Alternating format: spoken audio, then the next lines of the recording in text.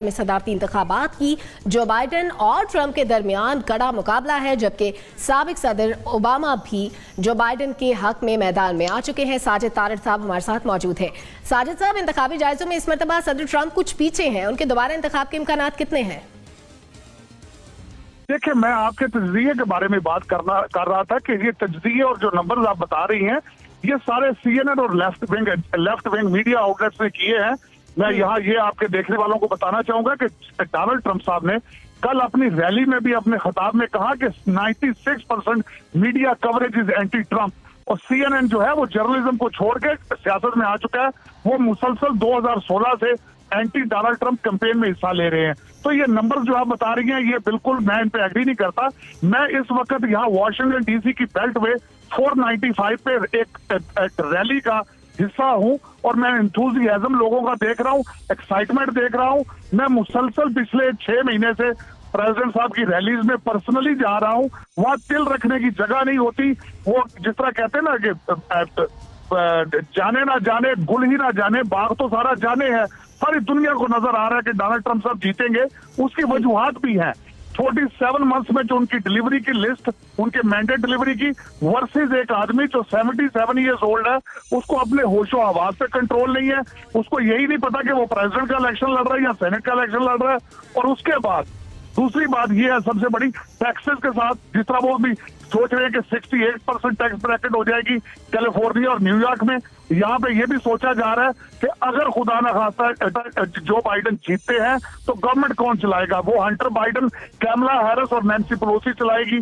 क्या ये अमेरिका हम देखना चाह रहे हैं?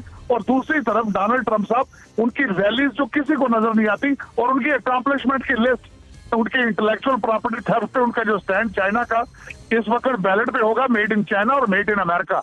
तो मेरे ख्याल में इस वक्त ये जो डोनाल्ड ट्रंप साहब का कहना है कि ये इलेक्शन हार रहे हैं, ये सिर्फ CNN इनको हराना चाहता है। असल में लोगों को, और बिल्कुल बिलखसूस हमारे पाकिस्तानी भाई जो है वो भी CNN के विक्टिम है।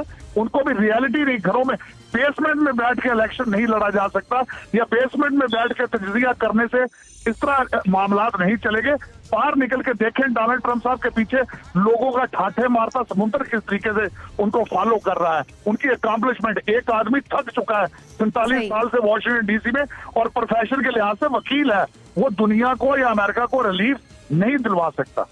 आप समझते हैं कि ठाठे मारता आवाम का समंदर ट्रंप के साथ है? ठीक है, आप साथ ही रहिएगा। साजिद साहब, शाहिद खान साहब भी हमारे साथ मौजूद हैं। शाहिद साहब, जो अभी साजिद तारड़ साहब ने फरमाया, क्या आप उनसे इत्तेफाक करते हैं? क्या वो दुरुस्त कह रहे हैं?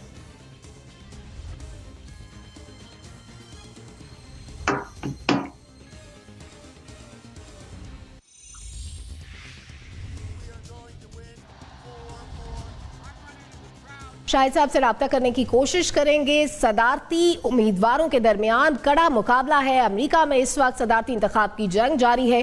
9 करोड़ से ज्यादा लोग अर्ली वोटिंग के जरिए अपना हक राय दही इस्तेमाल कर चुके हैं और बहुत कम वक्त रह गया है सदारती इंतखाबात में। मुहिम अभी जोरों पर है और दोनों उम्मीदवारों के दरमियान इस वक्त कड़ा मुकाबला है। जो इस वक्त कड़ा मुकाबला नजर आता है वो डोनाल्ड ट्रंप और जो बाइडेन के दरमियान है। देखना होगा कि कौन इस बार अमेरिका का सदर बनता है। जो बाइडेन के हक में इस वक्त बराक ओबामा, साबिक सदर अमेरिका के, वो भी मैदान में आ चुके हैं। शाहिद खान साहब हमारे साथ मौजूद। शाहिद खान साहब, आपने गुफ्तगू सुनी साजिद तारड़ साहब की, उन्होंने जो कुछ फरमाया, आप इत्तफाक करते हैं उनकी बातों से? बहुत शुक्रिया मुझे लाइन पे लेने का और अपने ख्यालात बताने का आपके नाज़रीन को। इस वक्त बात ये है इत्तफाक या गैर इत्तफाक की तो मेरे ख्याल सिचुएशन नहीं है। सिचुएशन ये है कि 90 मिलियन लोग अभी तक वोट दे चुके हैं, जिसमें से 48% डेमोक्रेट्स हैं जो सर्वेज अब आ रहे हैं। तमाम डेमोक्रेटिक स्टेट्स माइनस ओहायो, सब जगह जो बाइडेन 5 पॉइंट या उससे ज़्यादा से लीड कर रहे हैं। और स्पेशली जो swing state which matters, Florida, Pennsylvania, Ohio, Michigan, इसमें जो बाइडेन की लीड है। अगर ये तमाम की तमाम अभी जो CNN के मोस्ट रीसेंट पोल्स आए हैं, CNN पे जो कमेंट्री आई है एक्चुअली, अगर ये तमाम स्टेट्स जो बाइडेन जीत जाते हैं तो जो बाइडेन को इलेक्टोरल वोट्स जो मिलेंगे उनका नंबर है 357। और जीतने के लिए चाहिए होते हैं 270 270। तो मुझे ऐसे लग रहा है कि अब जो फॉक्स न्यूज़ के इवन जो राइट लीनिंग टीवी स्टेशंस हैं और चैनल्स हैं, उनके भी जो पोल्स आ रहे हैं उसमें भी जो बाइडेन को नेशनली 8 पॉइंट की लीड में दिखाया जा रहा है।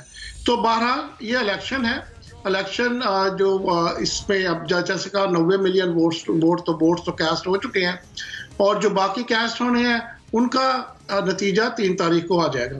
तो बज़ाहिर ऐसा लगता है कि जो बाइडेन बहुत ज़्यादा लीड में है और जो बाइडेन इलेक्शन जीत जाएंगे। लेकिन बहरहाल जैसे मैंने कहा इलेक्शन है, इलेक्शन का दिन मालूम होगा ये कैसे सब कुछ सामने आएगा। इसमें आप ये देखिए कि this is unfortunate time for president Trump. The reason is कि पहले जिन चीज़ों के लिए वो एक्सपोज नहीं थे वो पिछले 4 साल में वो तमाम चीज़ें एक्सपोज हो चुकी हैं। जितने इंटरनेशनल एग्रीमेंट्स उन्होंने ब्रेक किए including Paris accord, Iran deal and multiple उनके कॉन्फ्लिक्ट WHO के साथ, उनके कॉन्फ्लिक्ट नेटो के साथ, उनके कॉन्फ्लिक्ट मुस्लिम वर्ल्ड के साथ, उनके कॉन्फ्लिक्ट मल्टीपल कॉन्फ्लिक्ट वो चाइना के साथ एंगेज हुए और किसी का सोल्यूशन नहीं बताया अभी तक। डिसएंगेज हो गए उनके साथ और सोल्यूशन कोई नहीं है। आप देख लीजिए इस कंट्री को जितना नुकसान डोनाल्ड ट्रंप साहब ने पहुंचाया है वो ना कभी पहुंच सकता था और ना इंशाल्लाह आइंदा आने वाले दिनों में कभी पहुंचेगा। इन्होंने जो डोनाल्ड ट्रंप ने कंट्री को डिवाइड कर दिया है, यानी आप समझते हैं कि नाकाबिले तलाफी नुकसान ट्रंप ने पहुंचाया है और आपके ख्याल में जो बाइडेन इस वक्त 5 पॉइंट्स से ज्यादा के साथ आगे हैं। आप साथ ही रहिएगा। अमेरिकी इलेक्शन पर बात करने के लिए हमारे साथ वॉशिंगटन से मौजूद हैं सबरीना खान साहिबा। बहुत शुक्रिया आपके वक्त का। सबरीना साहिबा, आप इस इलेक्शन में क्या तब्दीली देख रही हैं? जी बिल्कुल, फर्स्ट ऑफ ऑल शुक्रिया बहुत बहुत कि आपने मुझे अपने शो पे बुलाया है। मुझे तो अमेरिका में बैठ के पाकिस्तान के शो पे आके इलेक्शन के बारे में बहुत इंपॉर्टेंट लगता है, तो शुक्रिया उसके लिए बहुत बहुत। मुझे जो मैं पिछले 4-5 महीनों से देख रही हूँ ना, मैंने कभी भी नहीं देखा हुआ इस मुल्क में। मैं 2016 इलेक्शन में जब मैं इन्वॉल्व थी, जितना भी मैं हो सकती थी, मैंने नहीं देखा इतने लोग ऐसे रैली करके एक दूसरों के साथ। मैंने नहीं देखा कि यूथ इतना इन्वॉल्व है सोशल मीडिया पे लोगों से बात करने के लिए। ये चीज़ मैंने कभी भी नहीं देखी थी। और अब जो मैं देख रही हूँ ना, मैं देख रही हूँ एक सेंस ऑफ यूनिटी हमारे बीच में, जो मेरे यूथ हैं, जो मेरे एज के लोग हैं और अडल्ट्स के सबके बीच में एक यूनिटी देख रही हूँ कि ये हमारी सबसे ज़िंदगी के सबसे इम्पोर्टेंट इलेक्शन है। और ये चीज़ मैंने कभी पैसे नहीं देखी हुई और मुझे लगता है कि इस चीज़ की बहुत ताकत होगी एज़ कम्पेयर टू 2016, क्योंकि 2006 से 16 के इलेक्शन में जो लोग वोट कर रहे थे उनकी पावर नहीं इतनी थी, उनका कॉन्फिडेंस नहीं इतना था। लेकिन इस बार जितने लोग इस बार वोट कर रहे हैं ना, वो बिल्कुल ही अनप्रेसिडेंटेड है और हमने कभी ऐसी चीज़ नहीं देखी हुई।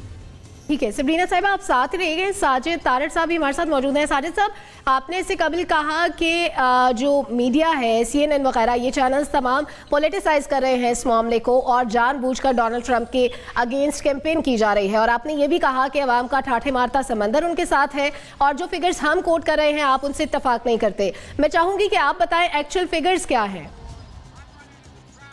देखिए, एक्चुअल फिगर्स जो है वो जाती तौर पर बताऊं, पिछले 2016 में सारे फिगर्स इनके फेल हुए। मैं उस दिन विक्ट्री पार्टी पे 10 फुट के फासले पे स्टेज से खड़ा था जहां पे डोनाल्ड ट्रंप साहब ने अपनी विक्ट्री की एक्सेप्टेंस स्पीच करनी थी और उस वक्त भी CNN 10 मिनट पहले तक कह रहा था कि हिलरी जीत जाएंगी।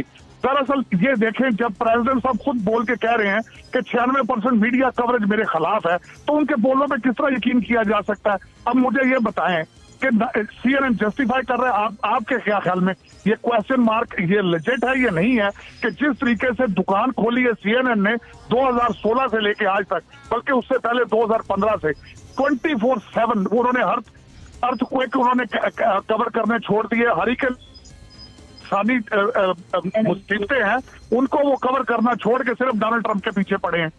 अब मुझे ये बताएं कि अब मैं छोटा सा तजरिया देना चाहूंगा आपको कि रस्टिक बेल्ट है, एक सन बेल्ट है और एक फ्लोरिडा है।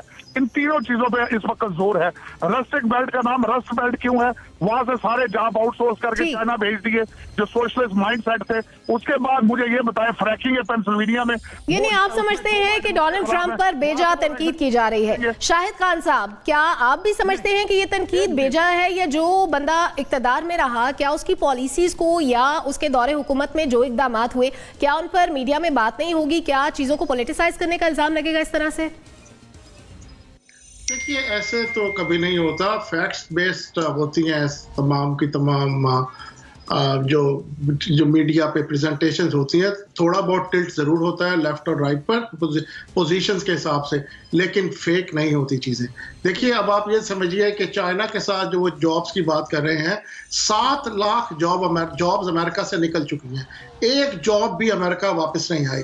जो इन्होंने वादे किए थे उनमें से एक वादा भी वफा नहीं हुआ। In free market economy, in free enterprise system, jobs खुद ब खुद मूव करती हैं, उस पर किसी का कंट्रोल नहीं होता। तो इसी वजह से अमेरिका में कोई जॉब वापस नहीं आई। 7 लाख जॉब एज प्रिडिक्टेड वो अमेरिका से निकल गई। तो ये तो होता रहेगा, ये तो इन पर इनका कोई कंट्रोल नहीं है। मुश्किल ये है, जो ट्रंप साहब के लिए मुश्किल ये है कि जो भी कुछ भी उन्होंने कहा वो डिलीवर नहीं किया। ये सिलसिला इसी तरह से चलता रहेगा क्योंकि गवर्नमेंट है और अब इलेक्शन है, तो मामलात इसी तरह से चलते हैं। ठीक है सबरीना साहिबा, अमेरिका में ब्लैक और ब्लू लाइव्स मैटर की तहरीकें भी अब जोर पकड़ रही हैं। आपके ख्याल में इनका इलेक्शन पर क्या असर हो सकता है? जी बिल्कुल। अब मुझे लगता है कि जब ये सारे प्रोटेस्ट होना शुरू हुए, जब these things start to come to light कि अब ये जो कि ब्लैक लोग टारगेट हो रहे हैं अमेरिका में, ये पहली बार बिल्कुल भी नहीं हुआ है, ये काफ़ी सालों से हो रहा है बल्कि। लेकिन इस बार ये चीज़ ने ज़्यादा ट्रैक्शन गेन किया क्योंकि प्रेसिडेंट डोनाल्ड ट्रंप हमारे प्रेसिडेंट हैं। और मुझे लगता है कि क्योंकि इतनी पहले डिवाइसिवनेस क्रिएट हो गई थी, इतना पहले ही गुस्सा था माइनॉरिटीज़ के बीच में डोनाल्ड ट्रंप के अगेंस्ट, के ये इसकी वजह से ये ज़्यादा फायर और फ्यूरी शुरू हो गई। इसका ये मतलब नहीं है कि ये ऑन गोइंग इशू नहीं है अमेरिका में, और मुझे नहीं लगता कि इससे कोई ट्रंप का, ओबामा का, बाइडेन का कोई ताल्लुक है। मुझे लगता है ये एक इंस्टीट्यूशनलाइज्ड रेसिज्म इशू है हमारे कंट्री में जो ठीक होना है, ठीक है, और वो इस प्रेसिडेंट के साथ ठीक नहीं हो सकता क्योंकि हमें एक प्रेसिडेंट चाहिए जो डिवाइसिव नहीं है, जो यूनिटी प्रमोट करता है। तो अगर ये इतना डीप रूटेड इशू जो पहले ओबामा के टाइम से पहले से चल रहा है, तो मुझे बताएं एक डिवाइसिव प्रेसिडेंट ठीक कैसे करेगा उसे? ठीक है, बहुत शुक्रिया आपके वक्त का। सबरीना खान साहब हमारे साथ मौजूद थी, शाहिद खान साहब हमारे साथ मौजूद थे और साजिद तारिक साहब भी हमारे साथ ट्रांसमिशन का हिस्सा थे। अमेरिका में वोटर्स बराह रास्त सदर का इंतखाब नहीं करते, पहले उन नुमाइंदों को चुना जाता है जो सदर को चुनते हैं।